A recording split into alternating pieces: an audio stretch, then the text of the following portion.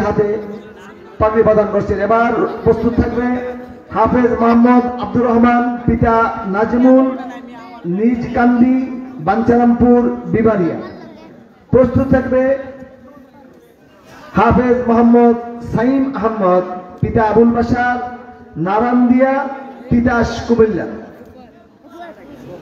প্রস্তুত থাকবে হাফেজ মোহাম্মদ হেলাল, পিতা হুমায়ুন কবির, দারোয়া, মুরাদনগর, কুমিল্লা। এবার প্রস্তুত থাকবে পাগড়ি ও ক্রেস্ট গ্রহণ করার জন্য হাফেজ মোহাম্মদ তরিকুল ইসলাম, পিতা ফুলমিয়া, কাজিয়াতল, মুরাদনগর, কুমিল্লা। মোট অত্র মাদ্রাসা থেকে 14 জন হাফেজে কোরআন, আল্লাহর রাসূল সাল্লাল্লাহু আলাইহি সাল্লাম যাদের সম্পর্কে বলেছেন কিয়ামতের ময়দানে এমন এক মাথার তাজ তাদের পিতার মাথাতে পরানো হবে যেটা সূর্যের চেয়েও অনেক উজ্জ্বল। আল্লামা নজির আহমদ সাহেবের আগমন কাজিয়াতলের পক্ষ থেকে লাল গোলাপ শুভেচ্ছা, এলাকাবাসীর পক্ষ থেকে লাল গোলাপ শুভেচ্ছা। ওয়েলকাম, স্বাগতম। কাজিয়াতলবাসীর আগমন, আল্লামা নজির আহমদ সাহেবের আগমন, শুভেচ্ছা, স্বাগত। ওয়েলকাম, স্বাগতম। আল্লামা নজির আহমদ সাহেবের আগমন। নারে তাকবীর। আল্লাহু আকবার। আজকের এই দৃশ্য একেবারেই মনকে শীতল করে দেয়।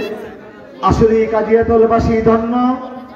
এই গ্রামে হাফেজে কোরআনদের পদচারণায় তাদের সেবায় আপনারা যারা ছিলেন, যারা বিভিন্নভাবে হাফেজে কোরআনদেরকে সহযোগিতা করেছেন, আমার রাসূল সাল্লাল্লাহু আলাইহি সাল্লাম কাল কিয়ামতের ময়দানে তাদের পাশে দাঁড়ানোর কারণে, তাদেরকে খাওয়ানোর কারণে, সহযোগিতা করার কারণে তারা যদি জান্নাতে যাওয়ার পথ পেয়ে যায়, সেদিন আপনারাও তাদের সাথে জান্নাতের সুপারিশ পেয়ে যাবেন।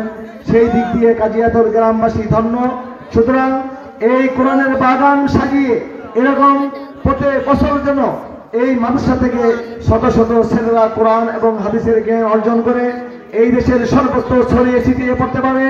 এই গ্রামের সর্বস্তরের মানুষের সার্বিক সহযোগিতা দোয়ার কারণেই কাজিয়াতল দারুল কোরআন ইসলামিয়া মাদ্রাসা, কাজিয়াতল মাহবুবা খাতুন মহিলা মাদ্রাসা আজ সামনে এগিয়ে চলছে। সরকারি বিভিন্ন পর্যায়ে বৃত্তি এবং ভালো ফলাফল রয়েছে। প্রতি বছরেই জেলা পর্যায়ে বৃত্তি পাচ্ছে।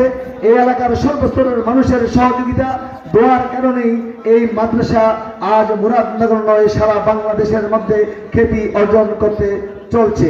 আমরা দোয়া করছি আজকের মাহফিলের প্রধান বক্তা আল্লামা নজির আহমদ সাহেব অল্প কিছুক্ষণের মধ্যেই আপনাদেরকে কোরআন হাদিসের জ্ঞান গর্ব আলোচনা পেশ করবেন।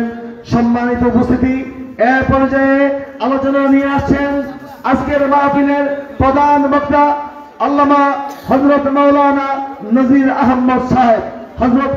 হযরতের জ্ঞান গর্ব আলোচনা পেশ করার জন্য মাহফিল কমিটির পক্ষ থেকে উদাত্ত আহ্বান জানাচ্ছি।